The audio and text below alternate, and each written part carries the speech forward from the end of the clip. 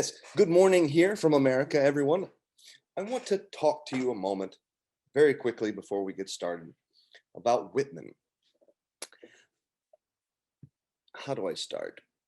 I want to review a couple of key concepts about transcendentalism for you. I'm going to share the screen.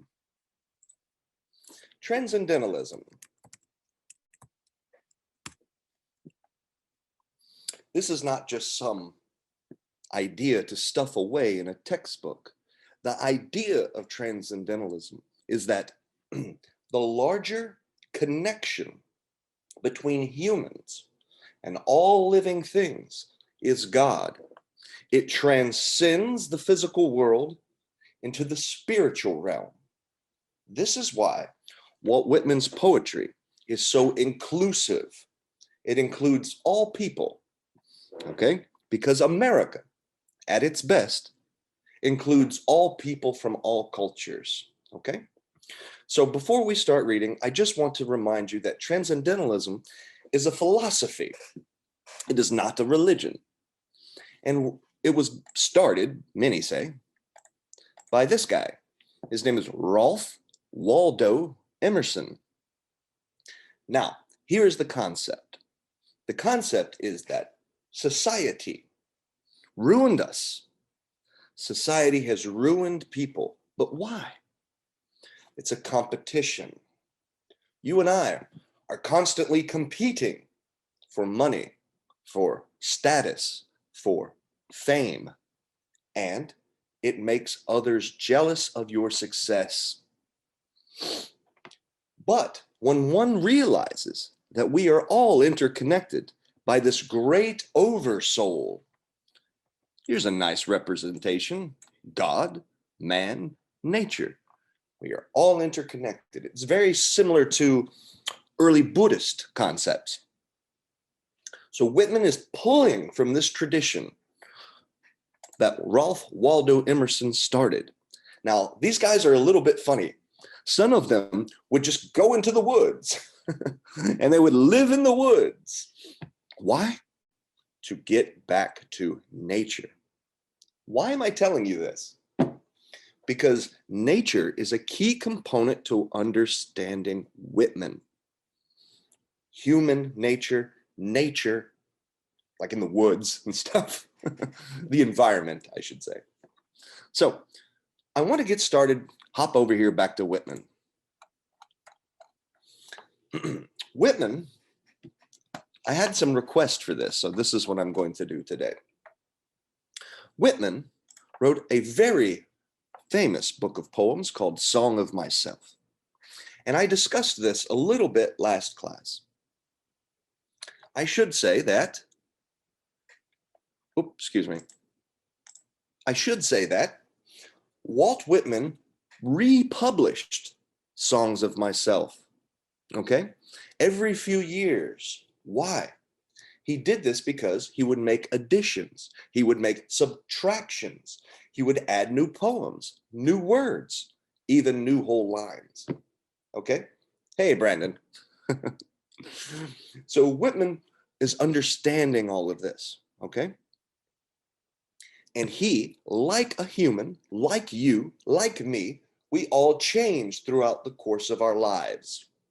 We change. I am not the same, I hope, as I was at 15. You are not the same as you are now, as you were when you were 10. I really hope so. So, Song of Myself changed every few years to adapt to his personality, to adapt to his spirit, to adapt to his opinions and moods. Okay? This is very important. So, let's review very quickly. Transcendentalism, out of Transcendentalism and Emerson's essays, we have an explosion of writers. One of those writers is Walt Whitman. Walt Whitman, his most famous book of poetry, Song of Myself, changed as Whitman changed. He saw it as a living document. Now, Song of Myself contains almost 6 poems. It's a lot of poetry. And the poetry is the poetry is absolutely the cornerstone to 19th century American poetry. Song of Myself, song. When I think of song, I think of music. However, poetry and song are oftentimes universal. So what? Whitman realizes this.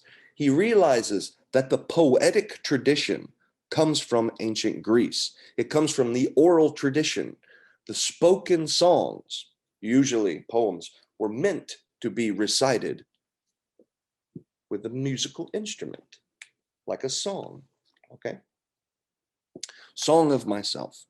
Myself, this is not just about Whitman. This is about all of us. Remember the deeper meaning. All of us are interconnected by what Emerson called the oversoul, okay? Oversoul, O-V-E-R-S-O-U-L, the oversoul. And this oversoul is essentially God. Yes, the divine spirit to pervade the universe and encompass all human things. Now, excuse me. Again, Malone, so what? Well, I think it's important to realize that if Whitman is writing about himself, he is also writing about all of us. Song of Myself is a celebration of you, not just Whitman. Okay? Let's start. I'm going to walk you through some of my favorite poems. At the end, I want to show you again on maybe how to construct a meaningful paragraph, a meaningful essay out of this. Why? Testing is a part of all of our lives, and it doesn't look like testing is going anywhere. So it's vital for you to learn how to write about abstract, confusing topics in a concrete fashion, okay? And I will walk you through that. Ivy education is also a good place to learn. Song 1. I celebrate myself. I sing myself. And what I assume, you shall assume. For every atom belonging to me as good belongs to you. I loaf and invite my soul. I lean and loaf at ease, observing a spear of summer grass. Poetry is not secret magic. Whitman believed that every person, not just weird English teachers, should enjoy poetry. Let's pull this apart, because you cannot write about a topic if you do not understand the topic. I celebrate myself. Seems obvious. I sing myself. This first line of the poem is ironic. You read this poem for the first time, you think, this Whitman guy is a little bit arrogant. Myself? I sing of myself? But then he says, what I assume, you shall assume. Because you are a human, because I am human, I have infinite human possibilities. In these infinite human possibilities make it possible for me to do anything I want. Okay? Every atom belonging to me. So we share the same atoms. We share the same molecules. Why? We're made up of the same stuff. We're made up of dirt and water, right? Atom. Atom sounds a lot like Adam. And who is Adam? Could this, I think so, be a reference to Adam from the Bible of the Old Testament? The first man? Possibly. Loaf means to be lazy. So Walt Whitman here is endorsing laziness. What must you do? You can be lazy if you are thinking, okay? He's philosophizing. He's going into poetry mode, okay? I observe a spear of summer grass. This is kind of strange because when I think of summer, I think of a grass, but I don't think of a spear. He uses the word spear. Does this imply violence? Is Whitman tired of violence? I think so. My tongue, every atom of my blood, formed in this soil, this air, born of parents, born here from parents the same, their parents the same. So he's doing these lists again. If you recall, if you were here last week, you remember that Whitman was very much inspired by the ancient Greek poet Homer. Yeah, Homer. And Homer liked to include long lists in the Odyssey. List of names, list of things we're putting on the ship, lists. Whitman uses these same lists for inclusion, to include all people, all living things, because America is a representation of that, and because transcendental thought requires it. I am now 37 years old, in perfect health begin, hoping to cease not until death. So he's telling you in this first poem, he's sort of giving you the thesis statement. I'm 37, in perfect health, and I hope to keep doing. Hoping to do what? I think he's talking about living, but he's also talking about creating, okay? Let's get a little bit more difficult now. Creeds and schools in abeyance. Abeyance? Abeyance. He uses lots of imagery that contains water, and this is useful for you. I was telling a student the other day, she was worried about an essay in my class, for her class in school. She said, I don't want to write this topic because I don't agree with it. That doesn't matter. Know the material and write what is easiest for you to write. Why am I telling you this?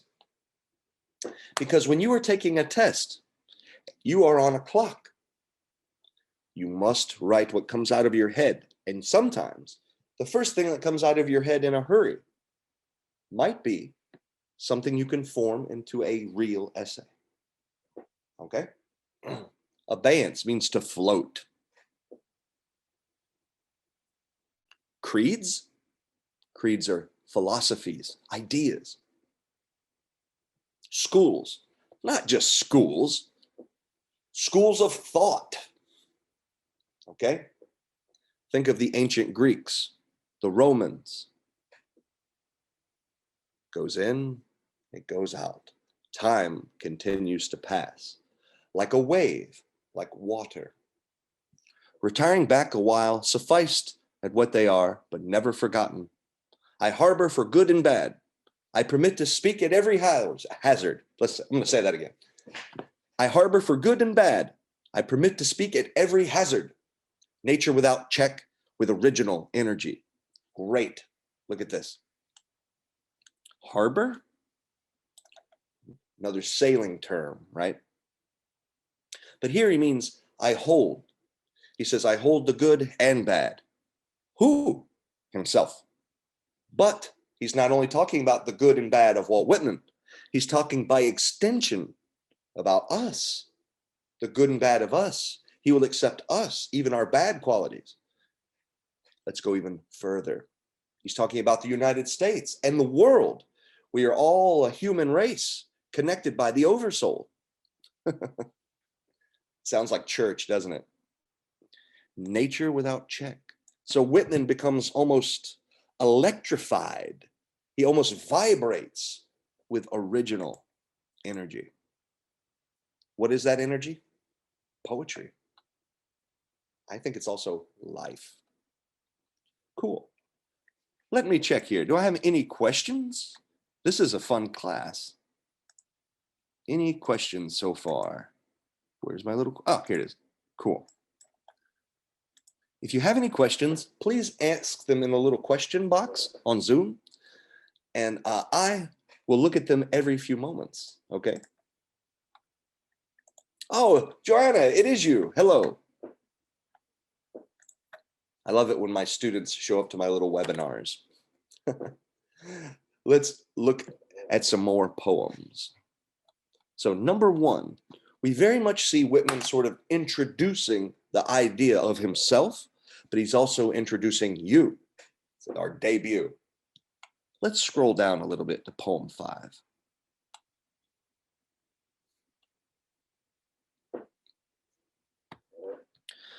As the poems continue, Whitman explores different aspects.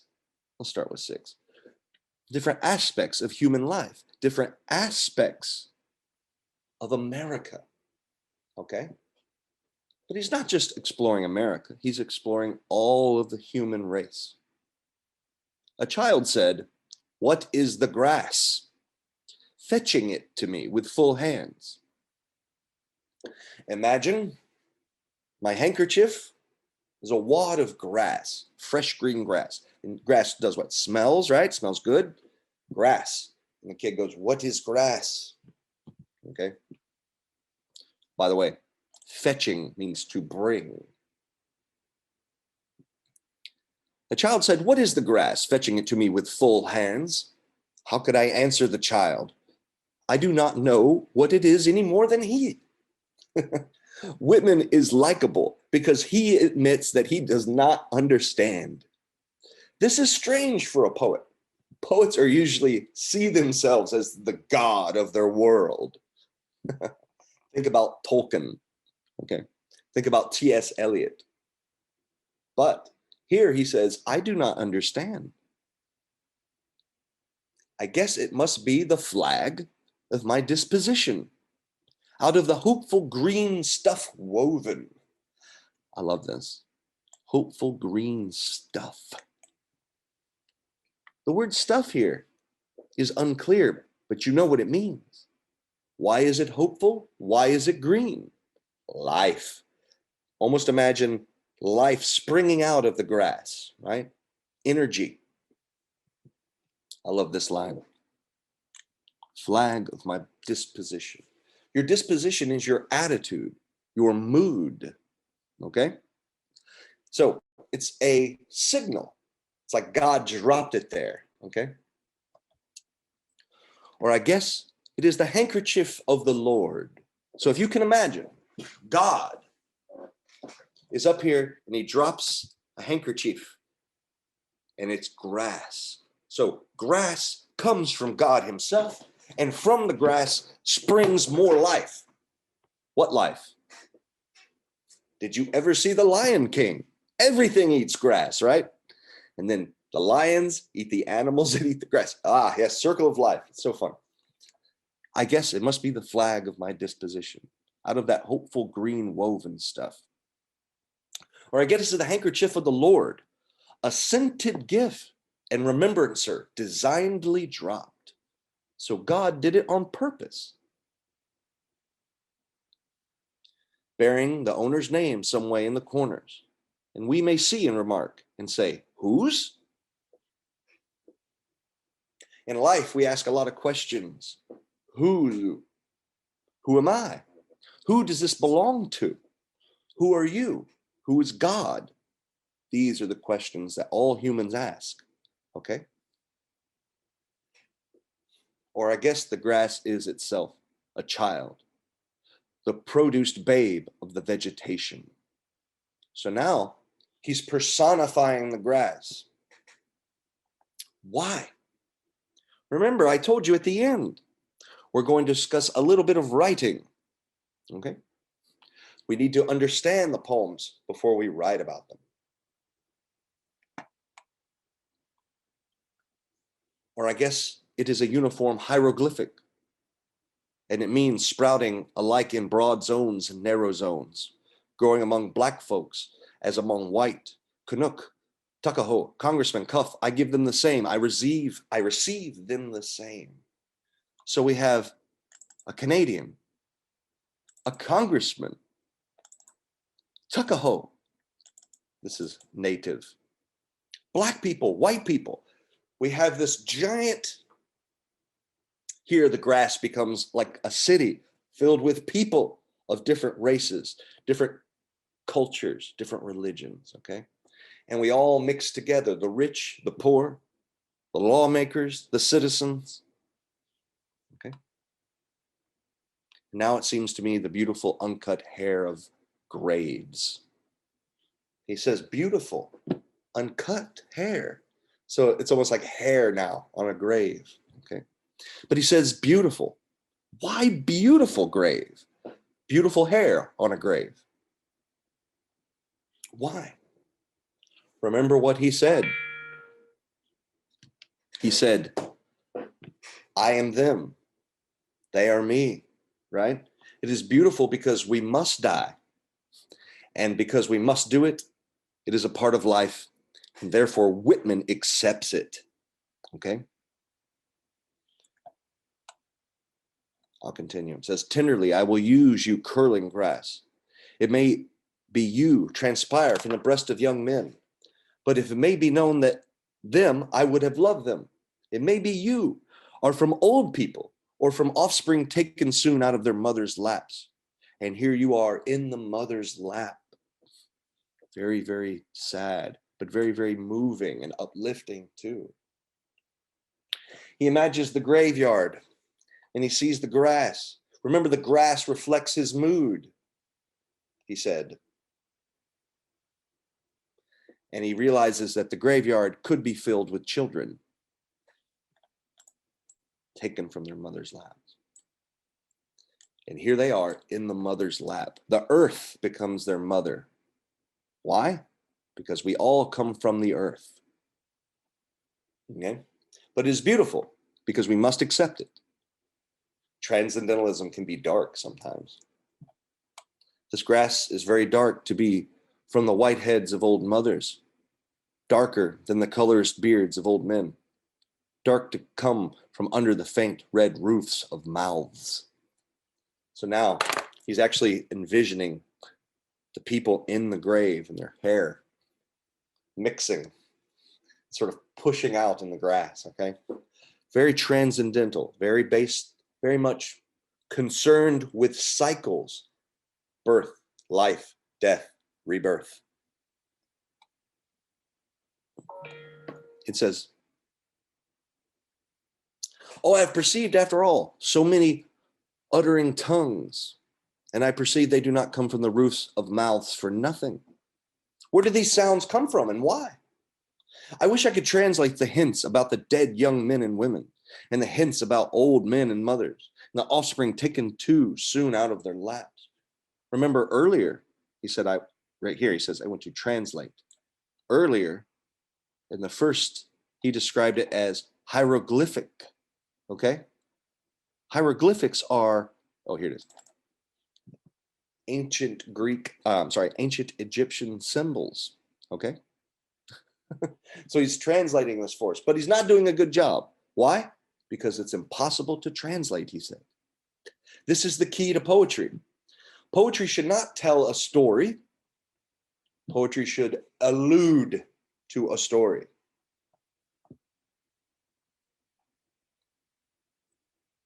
And then he continues. What do you think has become of the old and young men? What do you think has become of the women and children? See, he's including everyone, all races, all ages, all genders. They are alive and well somewhere. The smartest sprout shows that there is really no death. So out of these graves grows grass. And if ever there was, it was led toward life and does not wait until the end to arrest it and cease the moment life appeared. In other words, don't wait to start your life. Death brings life and life brings happiness. So enjoy your life is what he's saying. You only have it for a short time. And goes onward and outward. Nothing collapses. And to die is different from what anyone supposed. I love this. But look at the last two words. And luckier. Very strange. He says we're lucky to die. Why? Because from our death comes more life. We continue, our atoms continue. Okay? I want to look at another poem. Okay? This is my favorite. Whitman here is continuing to celebrate his life, but he's also celebrating your life. He's celebrating life. Let's see, do we have any questions? Aren't we made of space dust? My anonymous attendee says. Well, let's make this logical argument. We are made of space dust, but that is even more transcendental. Space dust made the earth, earth made us made Whitman, Whitman made poetry. Space dust. You're absolutely correct. You pulled the telescope further back than I did. Good work. Let me see. Any more? William, we are made of space. Oh, I found out who you are, William. All right, let's go back. So, poem number 9, okay? We go from outer space to a country barn, okay? Because transcendentalism requires that we include everything, okay? The big doors of a country barn stand open and ready. Doors?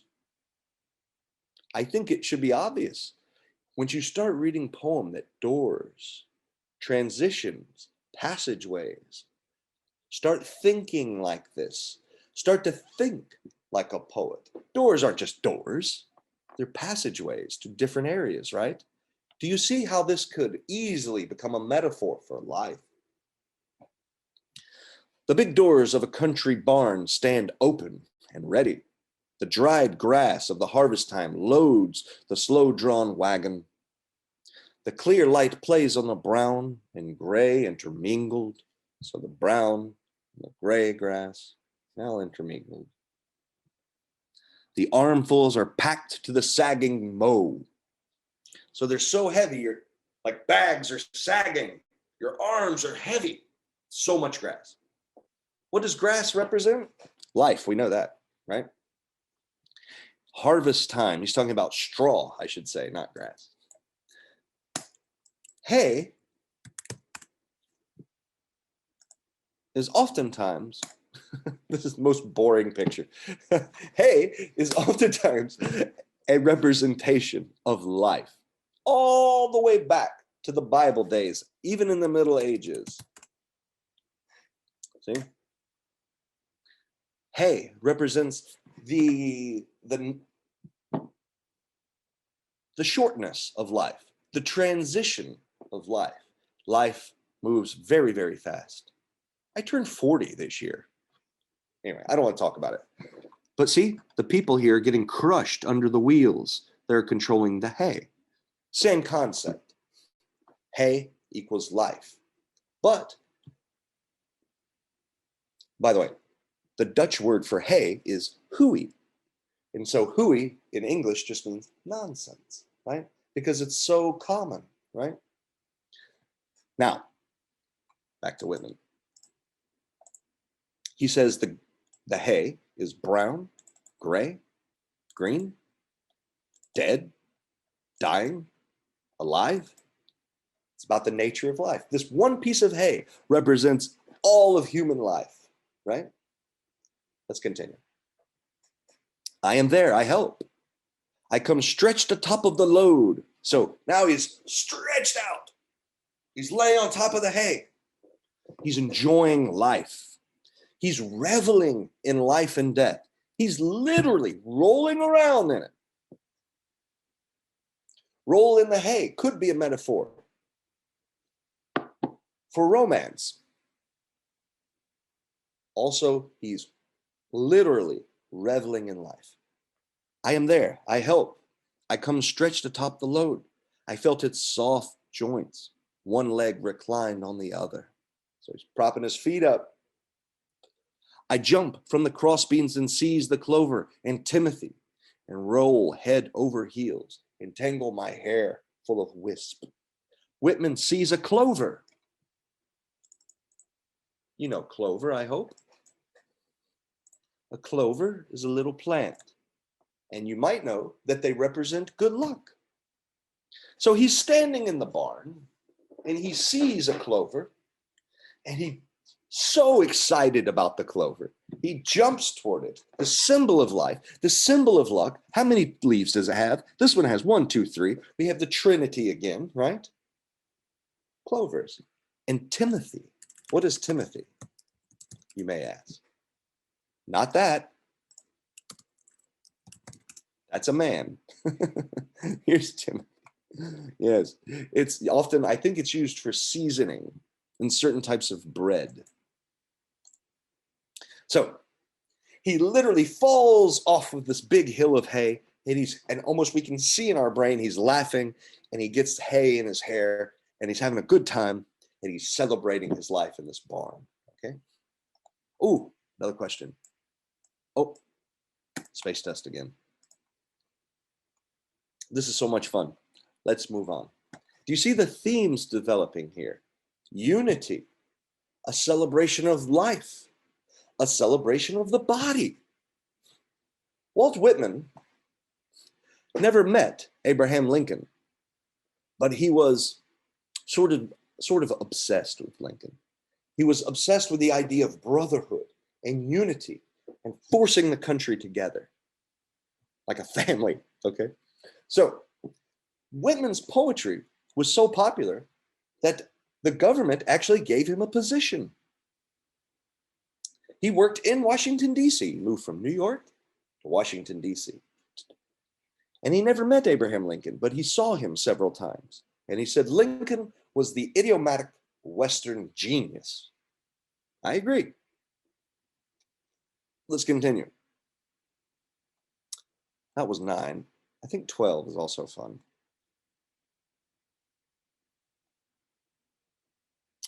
Remember, Whitman's larger goal here is to include all people, all walks of life, even people who are not usually celebrated.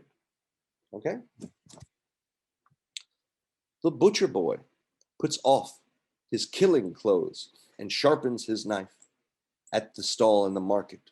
The loiter enjoying his repertoire and his shuffle and breakdown. Repartee, sorry. This is sort of gruesome. All of a sudden, we are in a butcher shop, and the butcher boy takes off his bloody apron and starts sharpening his knife. People begin to gather around and watch. Loiter.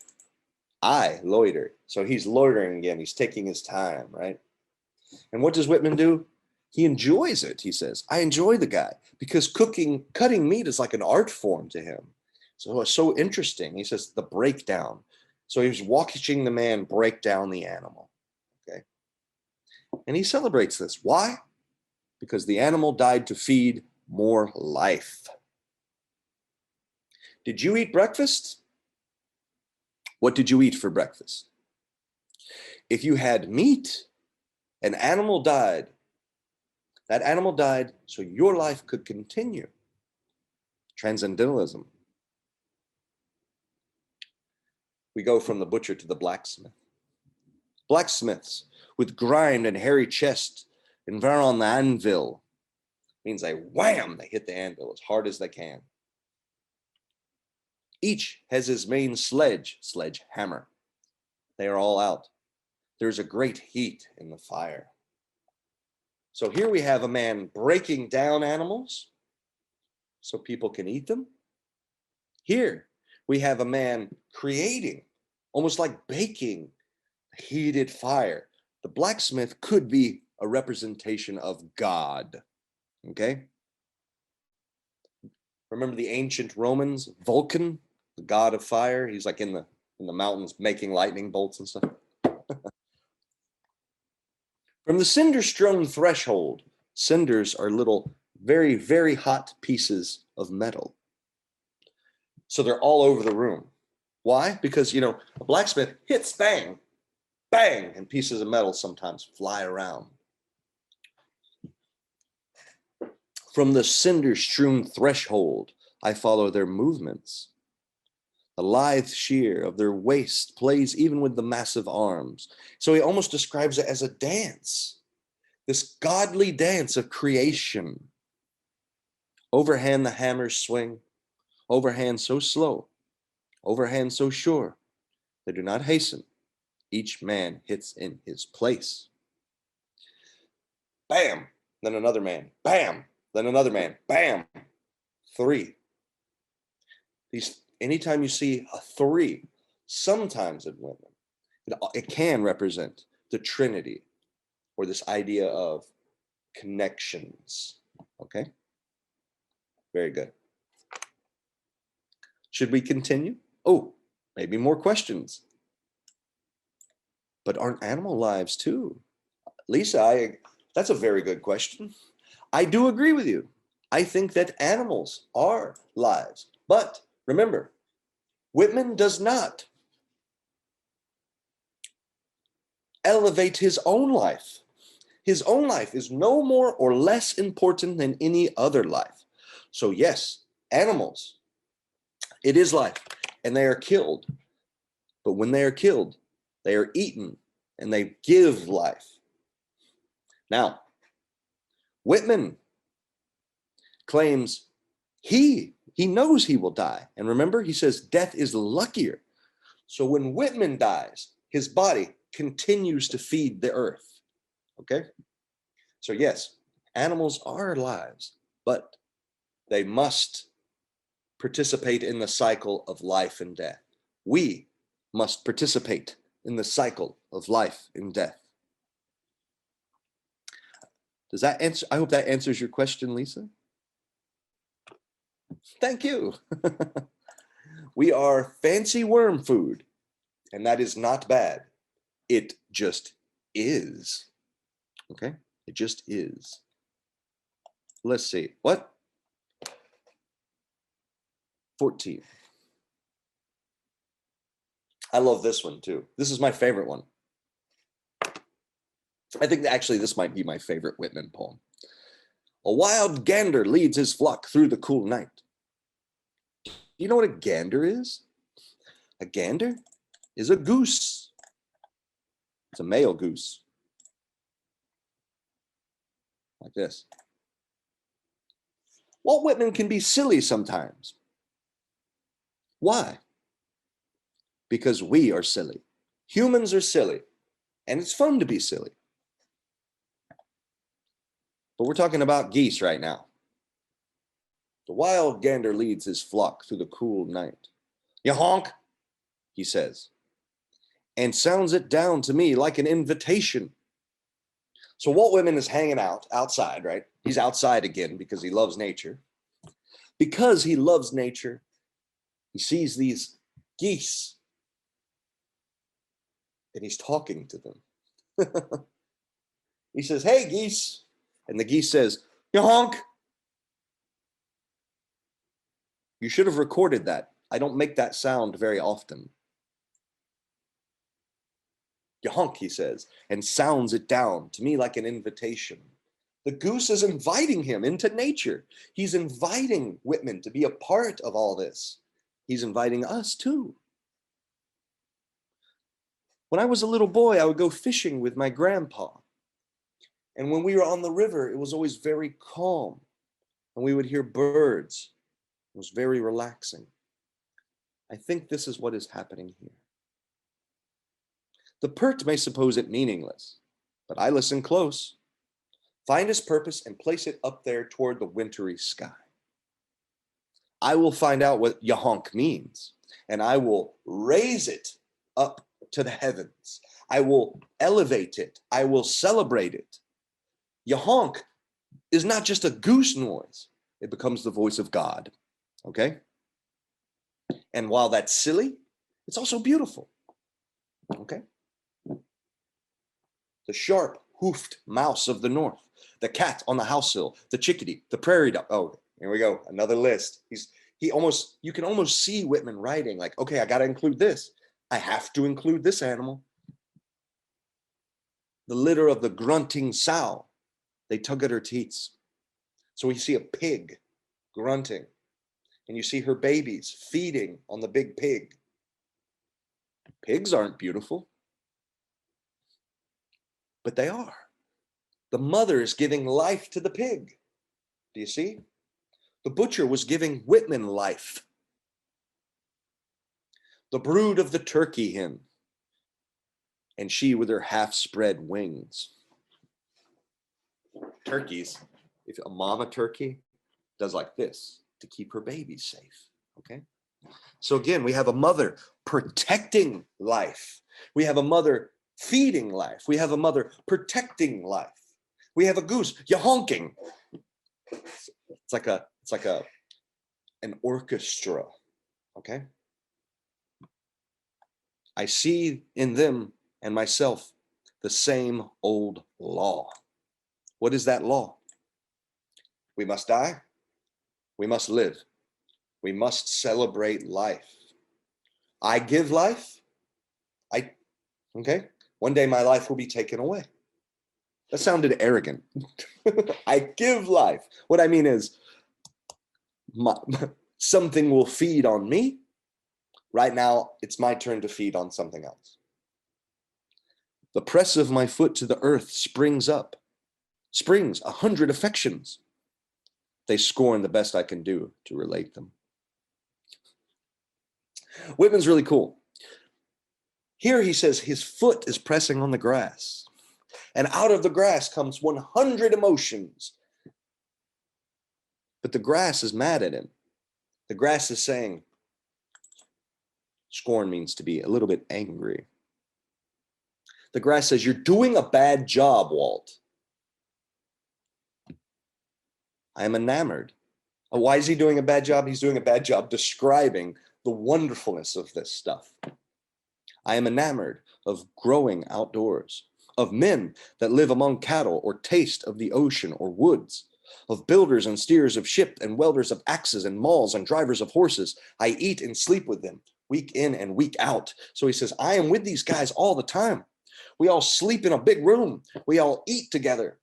We all work together. We fight, we play. He's celebrating all of life. I like the way he must include all environments. Cattle, ocean, woods. He almost can't help himself.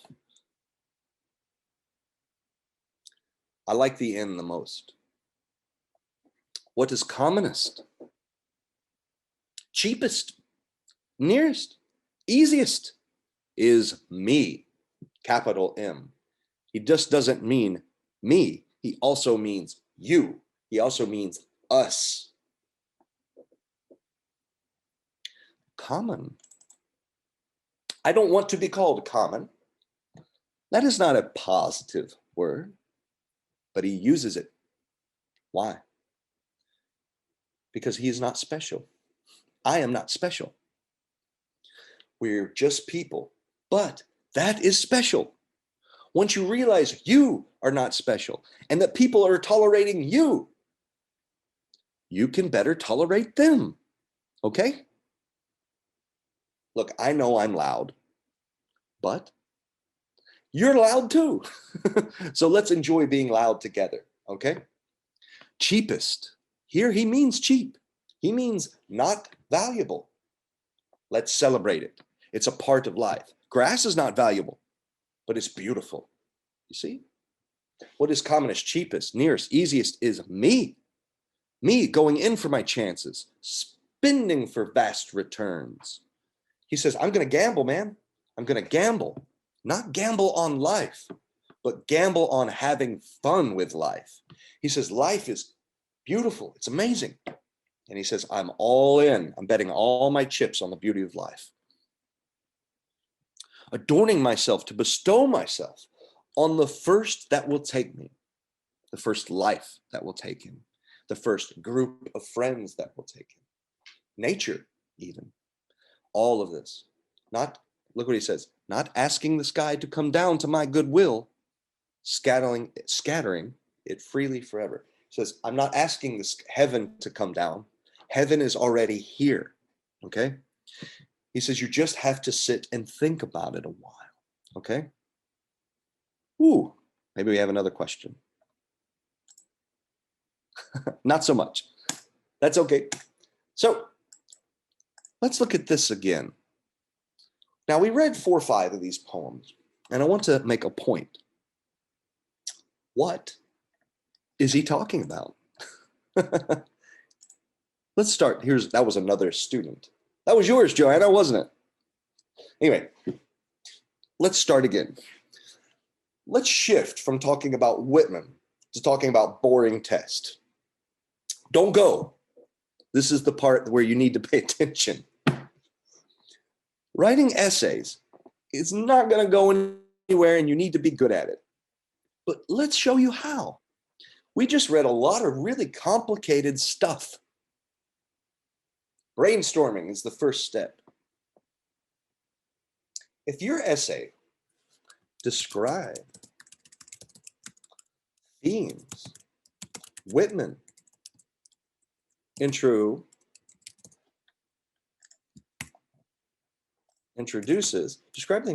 in songs of myself. What themes do we have here? Right? We looked at something similar last week. Do not write your main idea first. Don't do it. It becomes a challenge for you. It becomes difficult. So let's just come up with our minor points first. Whitman introduces themes of unity in Song of Myself. This is going to be very bad, but we're going to change it. Whitman introduces themes, the theme of universal love, right? In Song of Myself. You see what I'm doing here? These would be your body paragraph. So here you have your thesis statement. Now we haven't made that yet. Here we have our first body paragraph, and here we have our third body. Now it's starting to look like an essay. But why do this? Because I'm lazy. It is easiest to write essays if you organize your thoughts. You will waste less time. And on a test, time should be your #1 concern. Okay? Let's take a question from the audience. What other themes does Whitman introduce in Song of Myself? Any ideas? Type it in for me. This is fun. There are no wrong answers here. Trinity, like the atomic bomb? I'm not sure on that one, William. Whitman introduces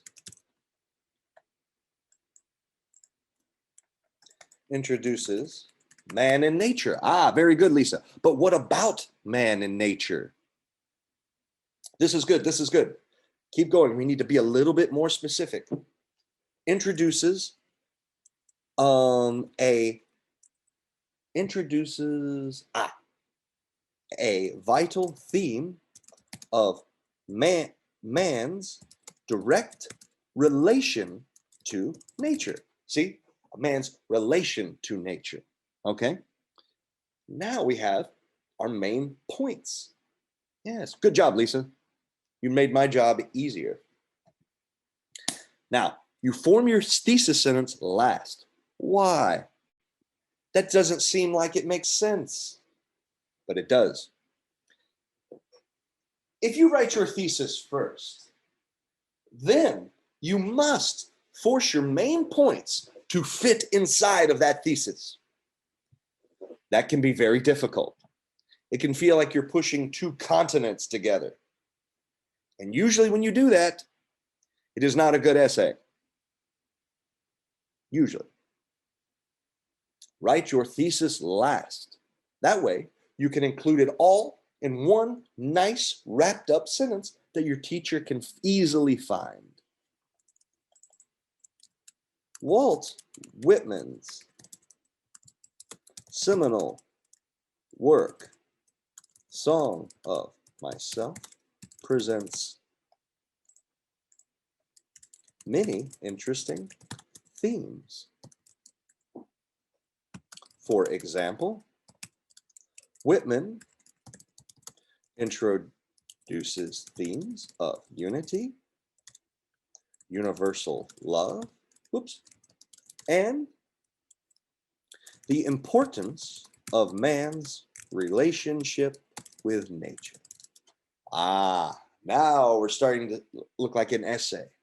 So here in the body paragraphs is where you provide your quotations and explanations. Remember, everything must, this is your target. This is your target. Everything must hit this target, or you do not have a good essay. Walt Whitman is not your teacher.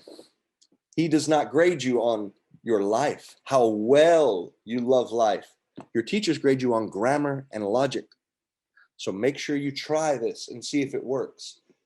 A lot of you write a lot of essays, especially for TOEFL and exams. So try this. Always bring a scratch sheet of paper to write down your thoughts on, and then transfer those thoughts to the paper you submit to your teacher. Okay? Fun. Let's see. How about some more questions? We have just a few more minutes. So let me formally open the floor up for questions. Hey, Evan. How are you, buddy? Yeah, so today you talked about Walt Whitman.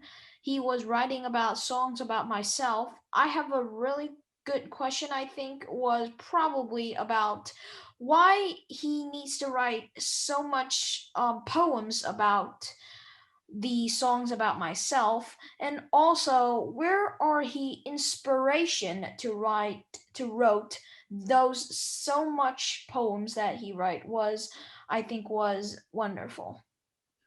Cool. I actually know this. So Whitman was inspired by many Eastern philosophies and texts. In the 19th century, Europeans and Americans began to translate important works from the East. I'm talking about poems. I'm talking about Buddhism. I'm talking about Hindu. Okay? Yet Hinduism. Those works were translated into English, and all of those works emphasize the importance of unity and love. Whitman was also inspired in a negative way by the American Civil War. The American Civil War was about division. Whitman hated it. He thought his country was breaking apart, and it did for a short while. So he was inspired by the Civil War, the blood of the Civil War, and the love of poetry and Eastern text. He also was inspired by the Bible. He also makes many, many references to the Bible. What was your other question? I can't remember. I was Why there's so many? Yeah, what was his inspiration about writing this poem? Well, so many. He wrote so many poems, and this poem, because he believed that, how do I explain this? He believed that he should always be creating. He believed life was a creative act in and of itself. So he wrote a ton. He wrote down all of his thoughts. Okay, thank you. Oh, thank you, Brandon. That was fun. Hey, Jerry. Hello. Hello. Hey. How are you? Okay, buddy. What's your question, Jerry? Nice to see you. My question is, what time do the author write the poem use? Like, what time? How many times do they? Oh, how many times did he publish it? Yeah. I don't know. Oh, Let's look it up. interesting. If I don't know something, I look it up. According to Wikipedia,